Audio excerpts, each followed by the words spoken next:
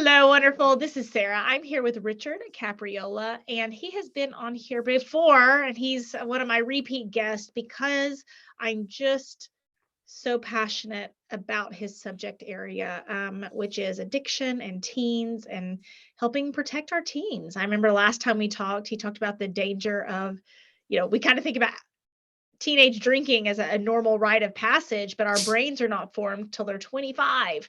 And so that drinking process and the brain formation is just really scary and harmful for our kids. And wanted to have him back to talk about how the pandemic has affected kids and addiction. So, Richard, welcome back. Thank you, Sarah. It's a pleasure to be back with you and to talk about this topic of adolescent substance abuse. And as you rightly noted, it is an important issue for parents to be more aware of, especially because the teenage brain, as you said, is in the process of developing and maturing. It takes a while to do that. So it is especially important that we do everything we can to protect our children's brains during those formative years. So thank you so much for inviting me back to talk about how this pandemic has affected not only substance abuse among teens, but also how it's affected their mental health. Yeah.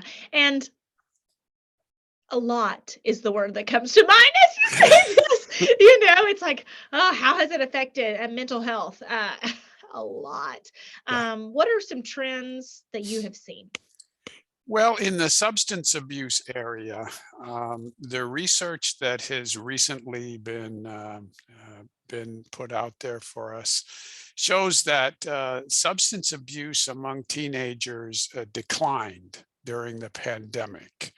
But mental health issues increased. So we had a decline in teenagers using drugs and alcohol, but we had a rather significant increase in how the pandemic affected their mental health. So in substance abuse, in 2021, we saw a rather significant decline in teenagers using substances.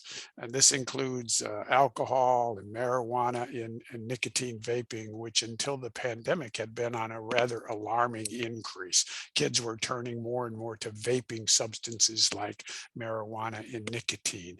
And over the three May we years chat prior. about that for just a second? I Yeah. know a lot of parents, there's just a lot of uncertainty around vaping. I mean, I know that I personally talked to a teenager and asked how many kids were vaping, and they said like 70% of the school. And this was a white male from the suburbs. Like this was not, yeah, I hate to be stereotypical about it, but I do want to point out this was not an inner city situation.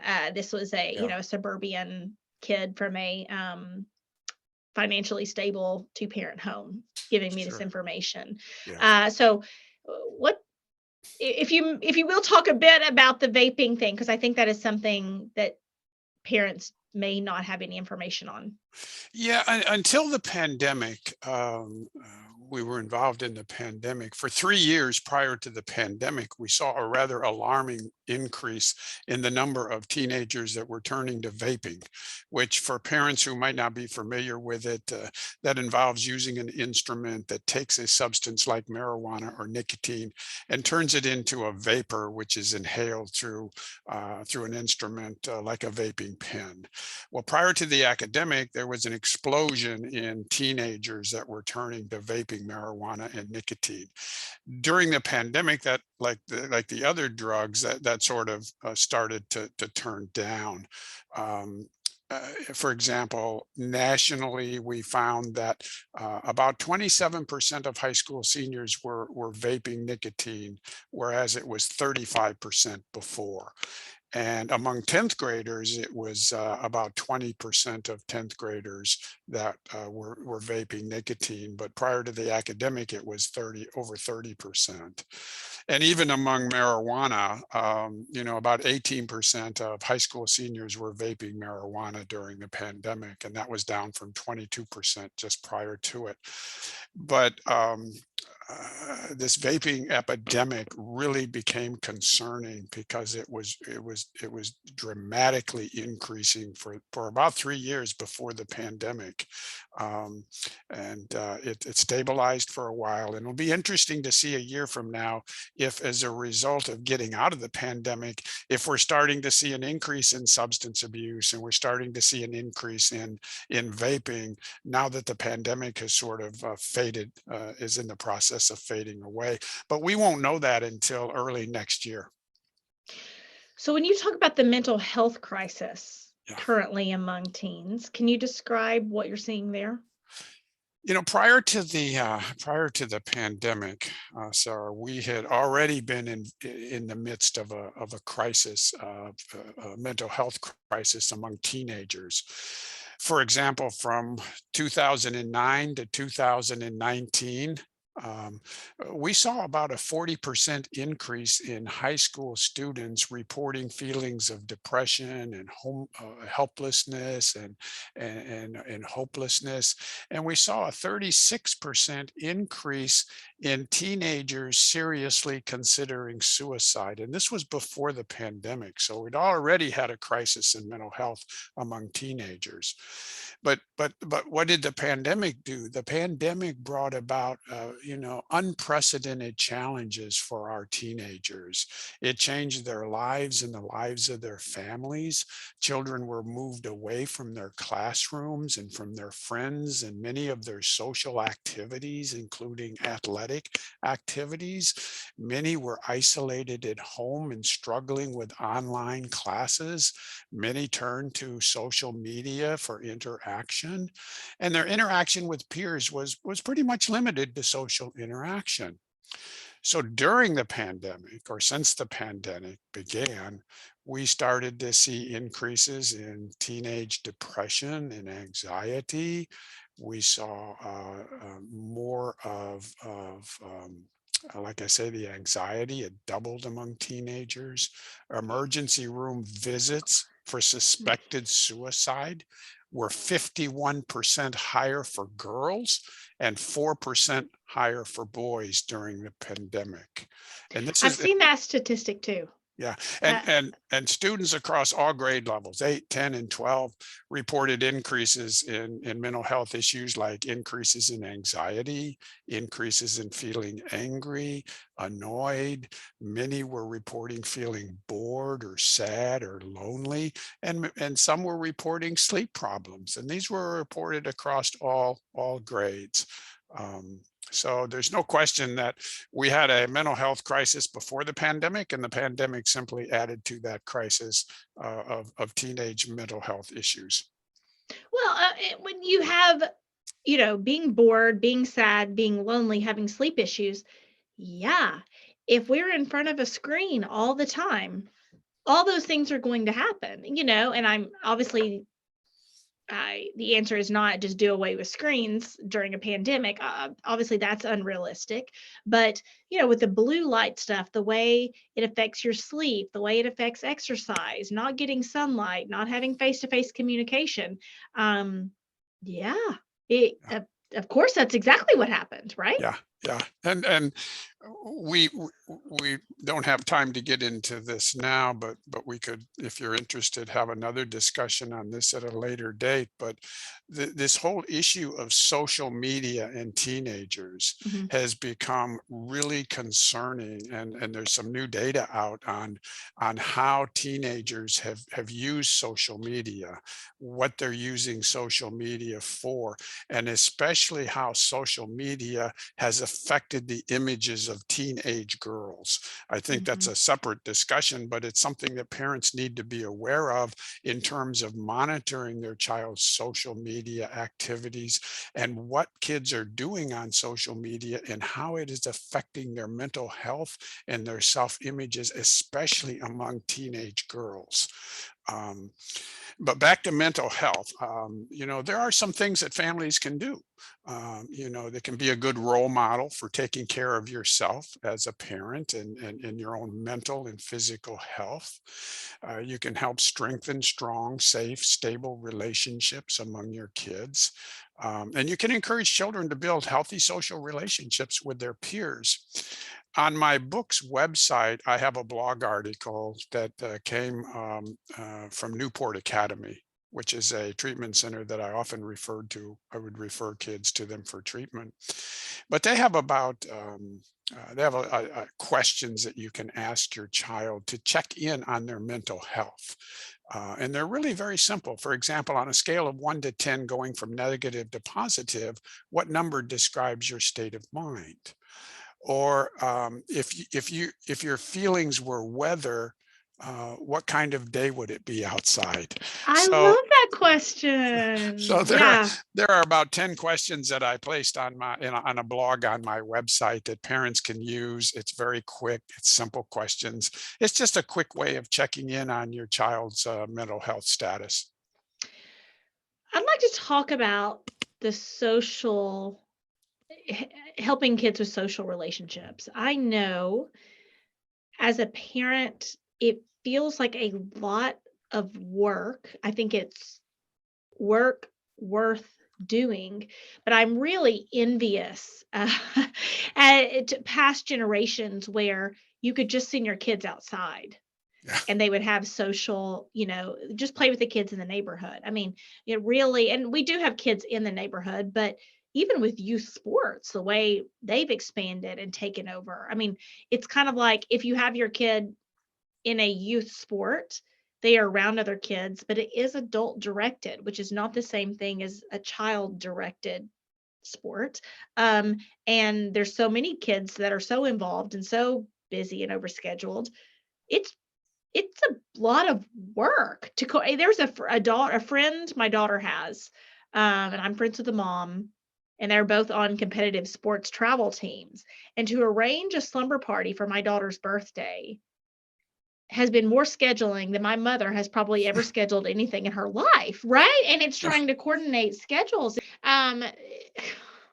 Any thoughts on that or trends that you've seen with that? I know that's not quite one of the questions that I had asked you about before, Yeah. but have you seen that to be an issue? Well, I think it is an issue because, lives are so complex and they're so hectic these days for both adults and for kids. And the environment in which kids operate today is completely different than what it was 20 and 30 years ago, even technology wise. And then add in the risk associated with substance abuse that every child is vulnerable to being captured with. And it seems that there is just so much going on, social activities, whether it's with school or with friends or online. It becomes really a challenge, as you noted, for parents to try and juggle all of this, not only their own schedules, but their child schedules, and to just keep up on things, on what's going on. Our world becomes so hectic and so busy that we often lose track of some of the smaller things that we should pay attention to. Yeah, very important.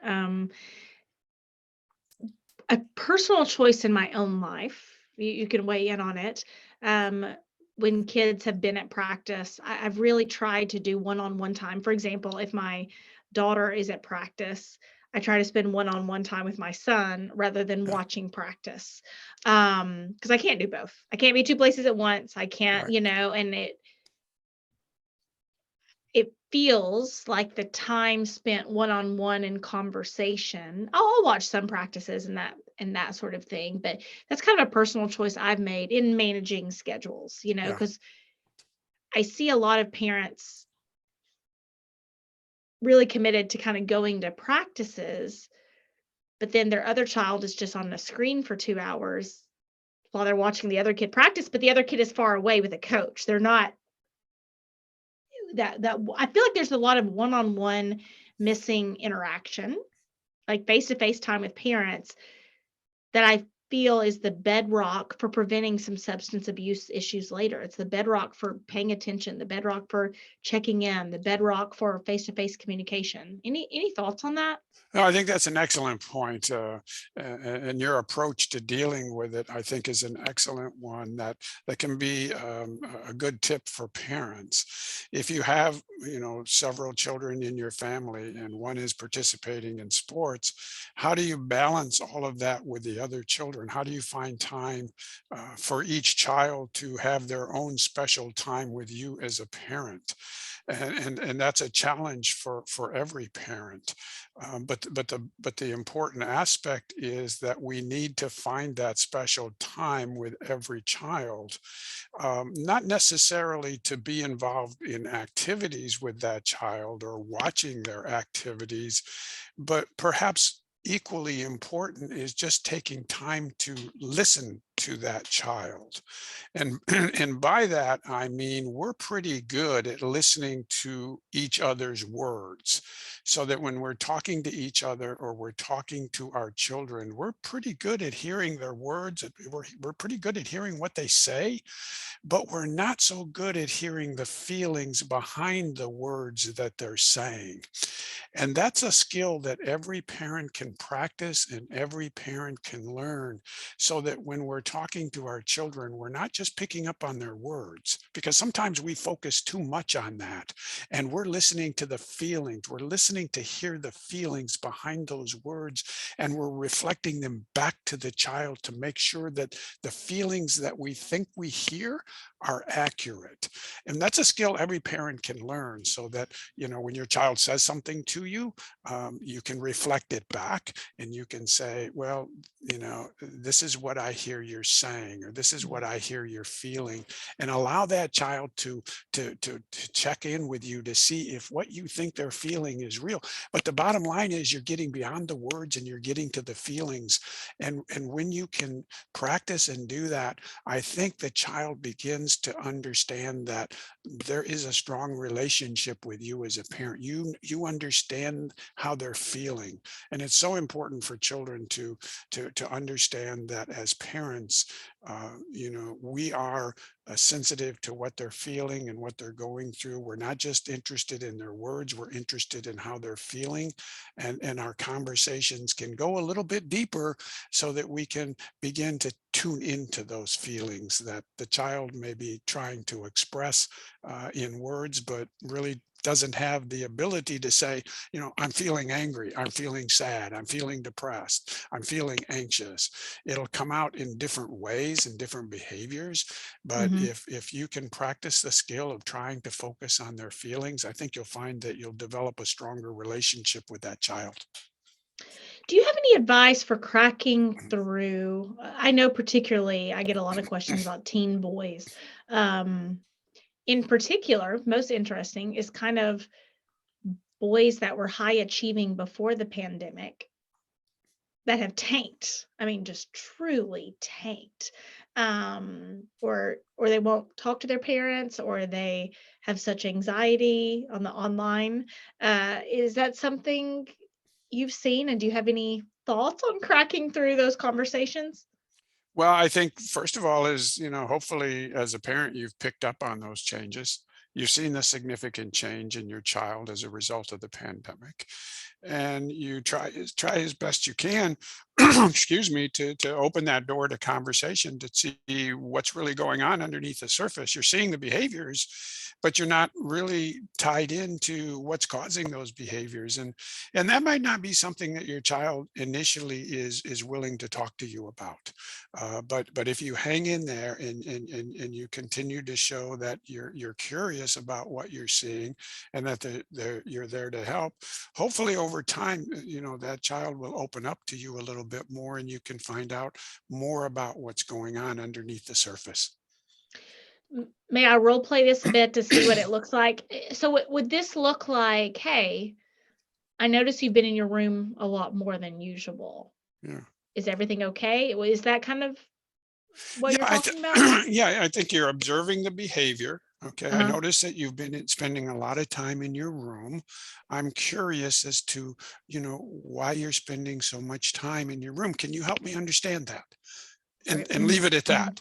Mhm. Mhm. Or I've noticed that you're not interacting with the rest of the family as much as you used to, and I'm curious as to why that might be. Can you help me understand it? So what you're doing is you're asking the child to give you feedback. You're Mhm. expressing your concern. You're not threatening the child or punishing the child. You're expressing your concern, and you're asking the child to help you understand it and see if I they'll I open up.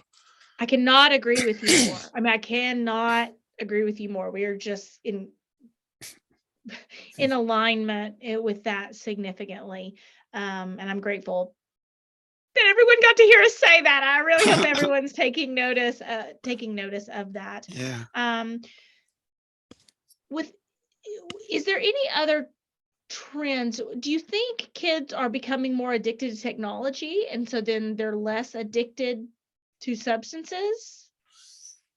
No, I don't think they're less addicted to substances. I think they've added a new compulsive behavior in social media. Mhm. So many children, have turned to these apps like TikTok Mhm. and Facebook, and many others. That is concerning, and it's having a negative effect on especially teenage girls' self-images, because what they're doing is they're believing many of these images that they see on TikTok, or on Facebook, and they're comparing themselves to it. And many of these images are made up images. Um, and parents need to be aware of what their children are doing on social media, how much time they're spending on social media, and they need to check into, what children are actually looking at in social media, and put some healthy limits around it, and have some discussions about what's really going on with social media. Help your child to understand that everything they see on social media may not be true, and Mhm. to let them know it's unacceptable to engage in behaviors that are anywhere near bullying, or anywhere near tearing down another person's self-image on social media. So there are some things that parents can do to help their child navigate social media, and I'm not suggesting that they take social media away, but what I am suggesting is that they be more aware of social media, and they pay attention to what their children are doing on social media, because more and more kids are turning to social media, and the research that's coming out is showing some alarming trends that are being developed among teenagers that are involved with social media, especially teenage girls. And which is an important conversation because what I have heard parents say is, well, they're in their room, so I know they're safe. And not that I want to be an alarmist and say, oh, we're not safe, anywhere. But I've heard a lot of parents say that. And it's like, oh, well, good. They're in their room and they're safe. But I was a part of a conversation yesterday with a young girl. To give you some context, okay, this girl is actually in beauty pageants. So it's a college age girl who is exceptionally gorgeous in beauty pageants, okay? And I walked by her and she said, "Look at this picture on Instagram." And she said, "Look at the thigh gap. Look where she widened the hips. Look where the bathing suit cut is." And it was interesting that she was showcasing how this person's body had been altered, Mhm. which is a good conversation. I mean, somebody had had that conversation with her. Um, but it's just a struggle for parents, I mean, it's just tough. It's just tough. It is tough, and when it comes to social media or substance use, I think parents unfortunately shy away from it, They either assume, like you were saying, well, my child is in their room, they're on social media, what can possibly go wrong? Or they think, well, I send my kid to one of the best schools in the city, there are no drugs there, or my child would never ever do anything with substances. These are all dangerous perceptions that unfortunately can blow up in your face. So whether it's substance abuse or it's social media, parents need to be more involved in terms of what's going on. They need to do the protective things to recognize that there are dangers out there. And I'm not trying to scare parents. What I'm trying to do is encourage parents to be more informed, whether it's about substance abuse or social media, to just be more knowledgeable about it, know what to do with it, know what to handle it. What should you do about your child's social media? What should you do to protect your child from substance abuse? What are the warning signs you should know? A large part of my book is just telling parents, what are the warning signs for? What are the warning signs that you should know? Because so many times I would sit across from a family and I would tell them about their child's history of using substances, and they would look across at me and they would say, I had no idea this was going on. Or if they did suspect their child was using a substance, they would say, I sort of thought something was going on, but I didn't know it was this bad. And these are good parents. These are good parents doing the best they can. They missed the warning signs because nobody told them what to look for.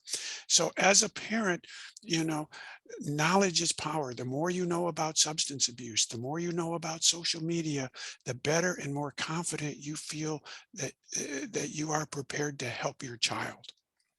And I know we covered this more extensively on another podcast, but what are some of those warning signs that parents should be looking out for? Well, in general, I would say pay attention to the changes that you see in Mhm. your child. You know your child better than anyone. So don't assume that the changes you're seeing are just normal adolescent acting out behaviors. They may very well be that, but they may also be an indicator that there's something going on underneath the surface that you need to be aware of. So you might see grades start to decline. You might see a child who used to be very social and outgoing now becomes very reserved and quiet and almost depressed.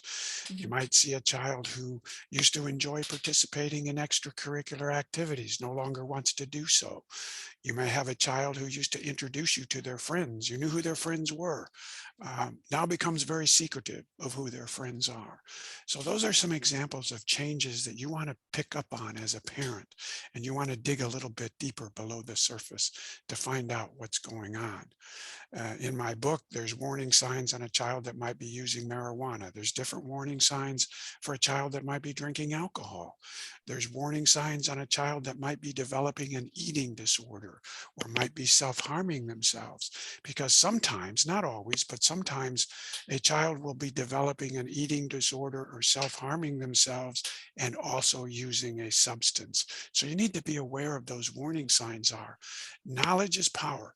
The more we're aware of the warning signs, the more likely we are to catch a problem in its early stages, Mhm. intervene, and get our child help. Richard, where can people find more out about you, find your book, and find more about your work? Go to the book's website, which is www.helptheaddictedchild.com, helptheaddictedchild.com. They can read more about the book, the parent workbook. They can click on a link that'll take you to Amazon and you can buy the book as a paperback or a Kindle. They can read the blog articles. I have a blog article on how the pandemic affected teenage substance use. I have another blog article on how the pandemic affected, teen mental health. So the easiest way is just to go to helptheaddictedchild.com. And I would encourage you as a parent, whether you have a preteen or a teenager, to get the book, and if for no other reason than to learn about how drugs work in the child's brain and to know what the warning signs are to look for. I think if you do that, you will feel more confident. You'll feel better prepared that if you have to deal with this issue, you feel better prepared to deal with it. Richard, thank you so much for coming on here. And I know I share your passion of helping children and helping protect the next generation. So I just really appreciate you coming on here again and sharing your work with us. Well, thank you, Sarah. It's been a pleasure to be with you. And thank you so much for helping me to be able to reach out to parents and others about this topic. And I appreciate your questions and your participating and allowing me to have this conversation with you. So thank you so much. Awesome. And thank you for, as always, thank you for helping us become toxic person proof. You're very welcome.